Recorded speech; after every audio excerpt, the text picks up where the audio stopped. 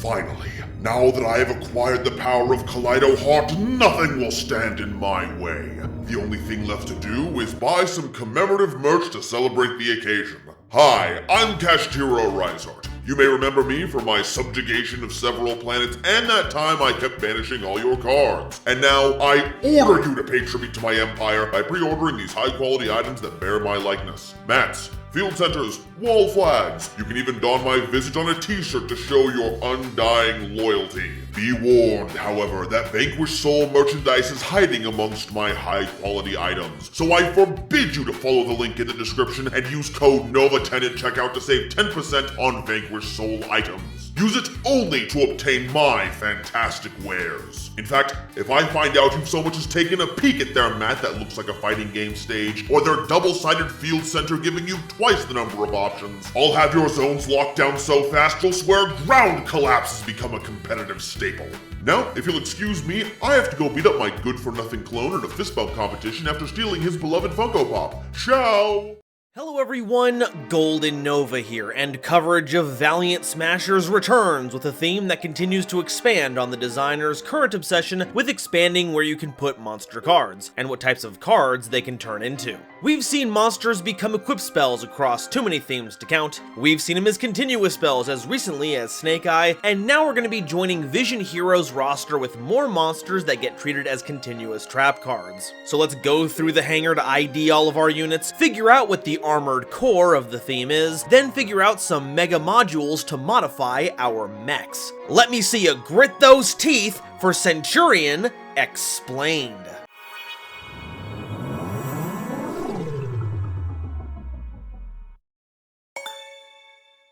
So what's the deal with Centurions? Well, we've got another theme that doesn't quite have a unified parameter, though when it comes to levels, multiples of 4 are very important. Our primary focus is to load up our back row with continuous trap card versions of our monsters, kinda like a loading dock for our mechs, before launching them into battle with your catapults, eventually combining them into a big super robot to begin your assault, all while letting you make all the GURREN logon references you could ever want along the way. Don't think we missed what you did there, artists.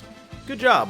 Starting us off is our lead pilot, Centurion Primera, a level 4 light spellcaster tuner monster with 1600 attack and defense, and if this card is normal or special summoned, you can add a Centurion card from your deck to your hand, except a copy of this card. Also, you can't special summon any Centurion Primeras for the rest of the turn. While this card is treated as a continuous trap card, level 5 or higher Centurion monsters you control cannot be destroyed by card effects. And during the main phase, also while this card is being treated as a continuous trap card, you can special summon this card. This is the preferred method of summoning out Primera, because if you summon them in any other way, other copies will get locked into your back row until the turn changes over once you use the Stratos effect. But if you wanted to keep them in the back row, then that's not a bad choice either. Your bigger Centurions will thank you. But you'll notice we don't have a way to actually get Primera into the back row yet, and that's because we're going to rely on other cards to handle that for us. Still, this is a fantastic monster and a great intro into the theme. I also find it funny that when people first saw this monster, they felt it was the second coming of Tri-Brigade Kitt, and while that's definitely not the case, it isn't far off. I mean, a light spellcaster tuner monster with equal attack and defense? This isn't a Centurion, this is a Dogmatica monster.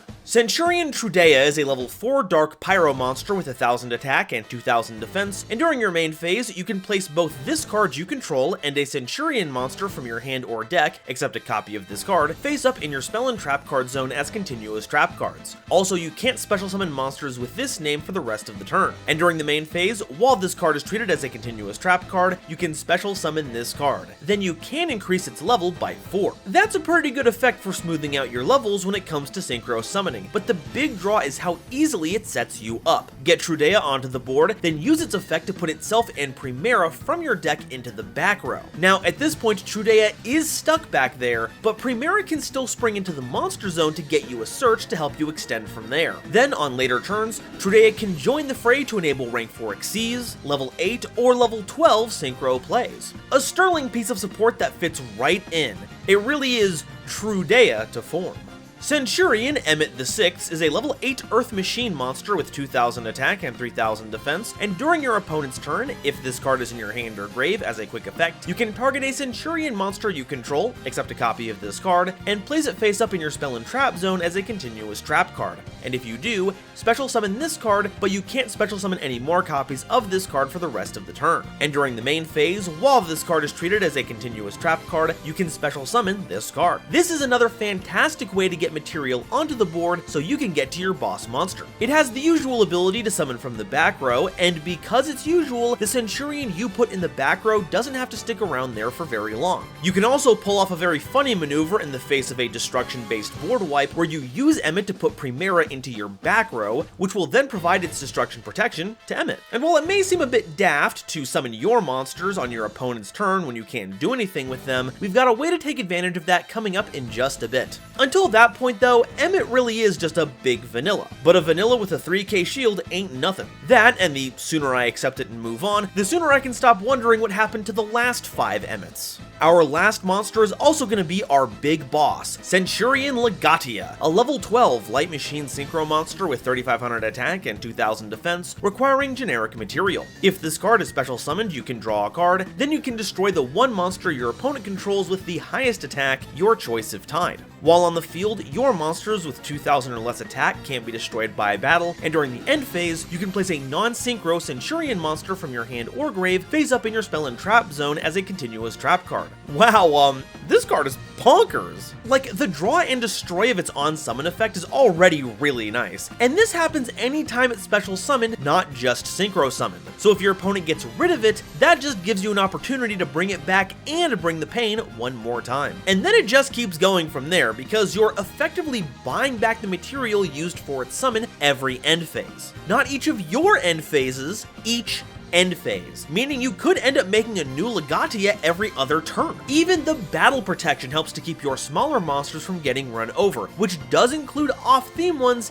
if you find any you fancy. This card is an outstanding member of the level 12 synchro roster, and since only the last effect isn't generic, I expect it to see play in a few decks moving forward, giving them a LAGANN up on the competition. Alright, that's all the Centurion monsters, now it's time for the spells and traps. Emblema of Oath is a quick play spell card that activates one of 2 effects. Either you set a Centurion spell or trap card directly from your deck, or place a Centurion monster from your deck face up in your spell and trap zone as a continuous trap card. And if you do, you can't special summon monsters from the extra deck for the rest of the turn except Centurion monsters, while you control a face up card with the same original name as the placed card. So Oath here is basically a giant wild card representing every card in your deck. Even the restriction on the monster placing effect isn't that bad, because it's really just asking you to make LAGANN before making anything else. Though, be careful, the way it's worded, if you place, say, a Primera on board, use it as material for LAGANN, and then you put another Primera on board later during the same turn, the restriction will still apply, so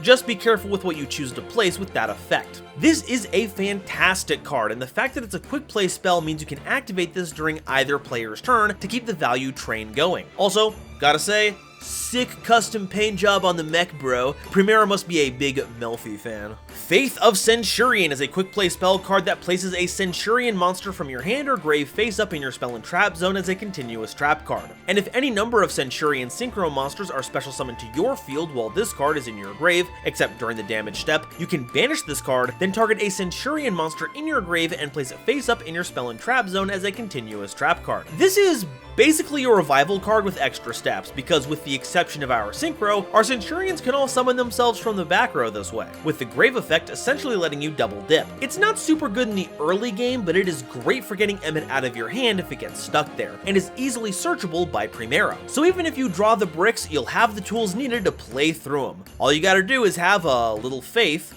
of Centurion. Stand Up Centurion is a field spell card that can't be destroyed by your opponent's card effects while you control a Centurion monster card. A wording that does include if you control Centurions being treated as continuous trap cards, because they are still monster cards. During your main phase, if this card was activated this turn, you can send a card from your hand to the graveyard to place a Centurion monster from your deck face up in your spell and trap card zone as a continuous trap card. And if any number of monsters are special summoned except during the damage step, you do, immediately after this effect resolves, synchro summon a synchro monster, using monsters you control as material, including a Centurion monster. Now this is the crown jewel of the theme, and what allows you to get absolutely nutty with it. Obviously the protection is nice, and being able to set up any of your Centurions is very special, but the quick sync effect is off its rocker. Because, as continuous trap cards, the Centurion effects that special summon themselves can be done at quick effect speed, meaning you can spring them onto the field during your opponent's turn, then utilize the field spell for an immediate synchro summon, with the only restriction being that you have to use at least one Centurion monster. So while the intended line of play is Legatia, at which point allowing you to pop an opponent's monster while drawing you a card, any level 8 or 12 synchro that's generic enough is fair game. And I'm not gonna wait until the tech pick section to tell you this, Centurion is going to run the hell out of Red Dragon Archfiend King Calamity. Sure, its synchro material might seem like it can only be accessed by the Master Fosta, but they pretty much ixnayed that whole requirement by printing Crimson Dragon, a completely generic level 12 synchro monster. So just make this on your opponent's turn, as well as having Legatia, and you've got everything you need to shut your opponent out of the whole turn. Theoretically, there are other monsters you can make with this, but until they finally give the King Synchro the Ban Hammer, nothing else is really gonna stand up to the competition.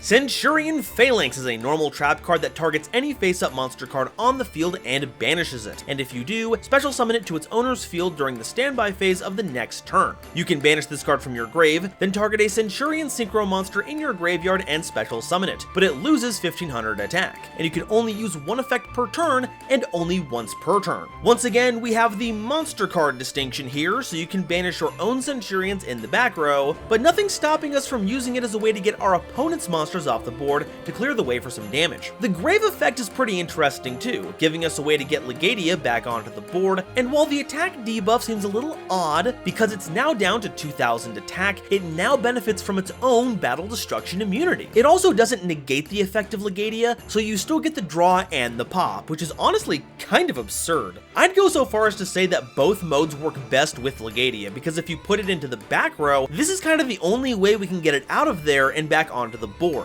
even if it does take about a turn to fully resolve. It's a pretty nifty card, not necessarily one of high impact, but can help guard against our opponent's plans. Truth Centurion is a counter trap card that can be activated when a spell card, trap card, or monster effect is activated. You send a face-up monster card from your spell and trap zone to the graveyard to negate the activation, and if you do, destroy it. Hey, we've got ourselves a little Omni-Negate, one that I expect to see a lot of play in a lot of themes. Like I said at the beginning of the episode, Snake Eye has been putting in a lot of work in the moving monsters to the spell and trap zone department, and they aren't the only one. This is also searchable with Primera, so I wouldn't be surprised to see Centurion getting teched into any deck that likes moving monsters into the back row purely to give their board a bit of a setup and explosivity. But even just in its own theme, this is fantastic, especially with Legatia giving you a free back row monster every turn to ensure you don't run out of fuel. And if that's not piercing the heavens, I don't know what is. Alright, now that we've gone over all the on-theme cards, let me show you how to set up the most devastating combo the deck has to offer, and all you'll need is the field spell and a spare card to send off its effect. When you activate it, pitch that spare card and put Primera in the back row. Then you'll summon it using its search effect to get Trudea. Normal summon that, then bring both it and Emmet the 6th into your back row. From there, summon Emmet,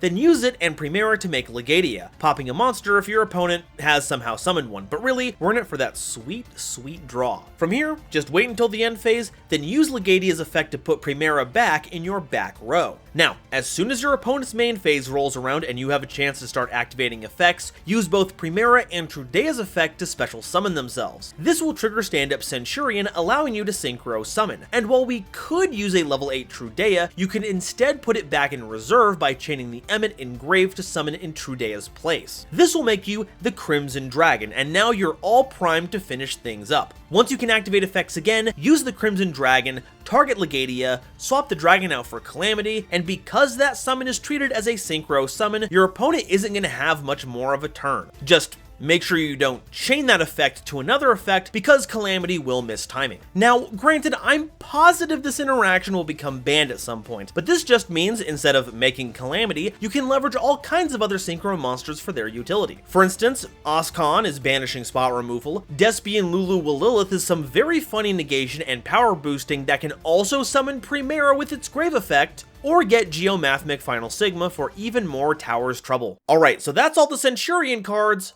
But what do we do with them? Well, we've got another pretty good grind deck on our hands. There's a pretty good resource engine, a hard negate, powerful extra deck options, so we've really got to lean into our mid-range capabilities, making sure to trip up our opponent enough so our magnificent mechs can handle their advanced forces before we move in for the finishing move. Any continuous trap synergies will be greatly appreciated, but anything that gets our monsters into rotation quickly and easily will be a blessing. So what can we play to help them out? Well, making sure we're as consistent as possible is going to be key. Running Terraforming is a must for grabbing stand-up Centurion, and to get Trudea, you can run the newly released Bonfire. I had a feeling the designers wouldn't be able to resist printing a searcher for an obscure archetype, then making big splashy monsters and other themes of that type. And while this isn't a search card per se, the Golden Sword Soul do act as recursion. Not only are they a spare level 4 tuner that are also light spellcasters that can block an attack in a pinch, if you end up banishing a monster with Phalanx while this is in the graveyard, that'll trigger Golden's effect, letting you reborn Primera. Since we're going to have quote-unquote continuous trap cards active a lot, we're in a position where we can freely use Jinzo the Machine Menace. You get a free level 6 monster, perfect to go along with our level 4 tuners to make level 10 synchros. Hello, Chaos Angel. And it can also be converted into a standard Jinzo later. The drawback is that original Jinzo will hurt you just as much as your opponent, if not more so. So if you plan to go that far with it, make sure you've done everything you want to with your back row until you can find a way to get Jinzo back off the field. But if you're up against a big trap deck, maybe even the mirror,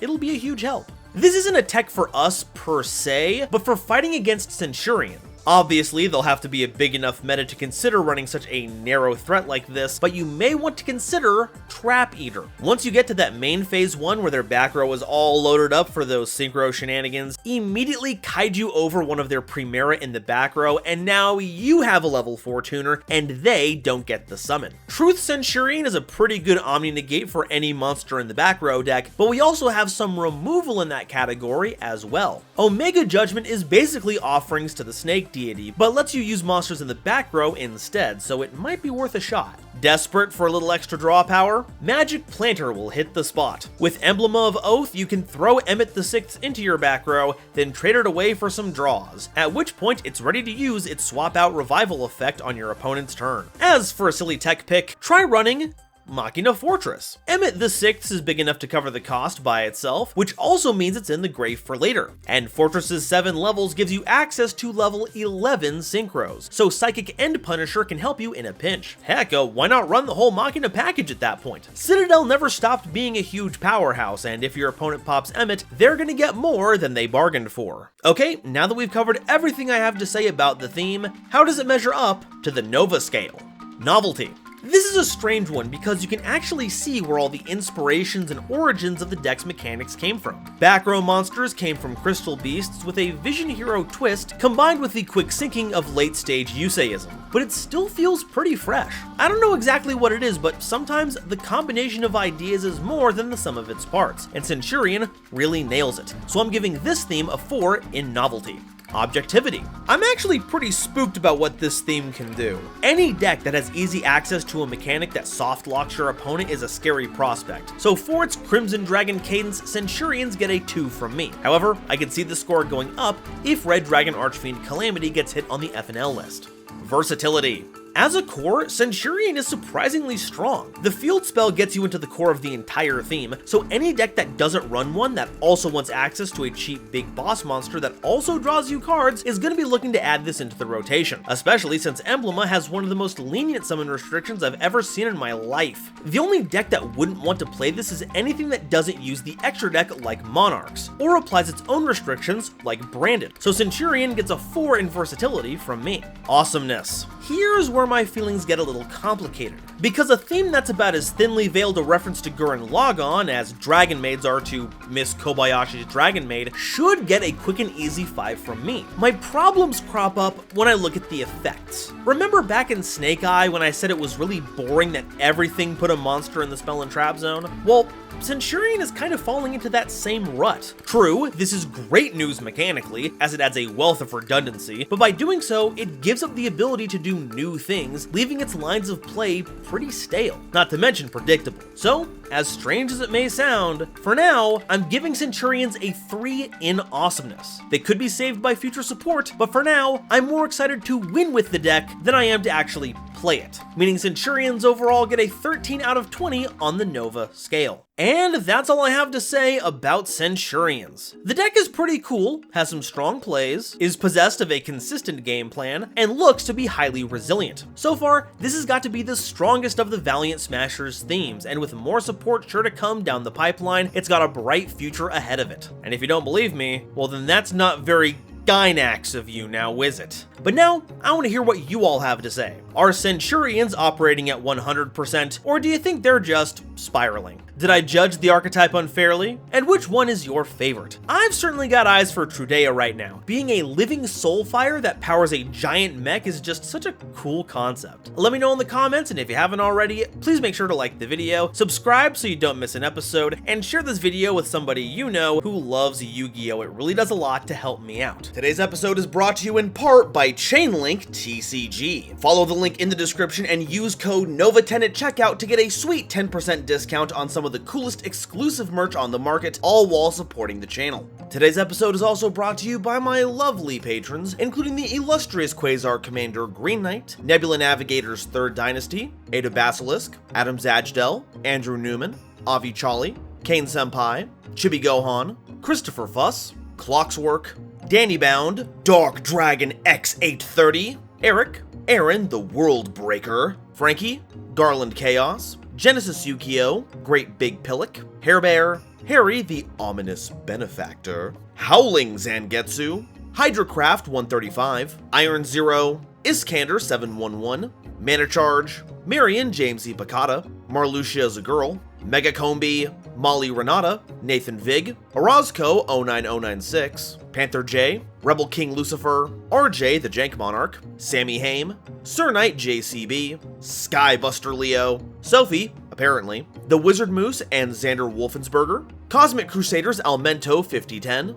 A Random Pup, Ariel Kersey, Beluga Masta, Blue Gem, Chaz Ghost, Corbinisms, Drachenwald, Drake and SpongeBob be like, you used to call me on your shell phone, Dripfed Tar, Eki Bullock, Eva Padilla, Hike Boyagian, Herbal D, Inblink, Jester Designs, Kale the Dragon, Carp, Kevon Public, King Scarlet Yu-Gi-Oh!, Lemon Yu-Gi-Oh!, Lord Whoop-De-Doo, Manga Pages, Matt Simmons, Michael Shimabukuro, Nitromo, Ruxith Sarani, Shizuka Nijimura, Stephen Williamson, The Legendary Raven, Tucker Ordorn, Venusian Teapot, and Zel Drekka, as well as the wonderful Starlight Explorers you see on screen now. If you'd like to be a part of these credits, get early access to videos, determine what videos I make, and many more benefits, it would mean the world to me if you check my Patreon page in the description or consider joining as a YouTube member. And if you'd like to see another video covering the great mechs of our era, check out this video I made covering Super Quants. Thank you all so much for watching, and I'll see you next time. Bye-bye.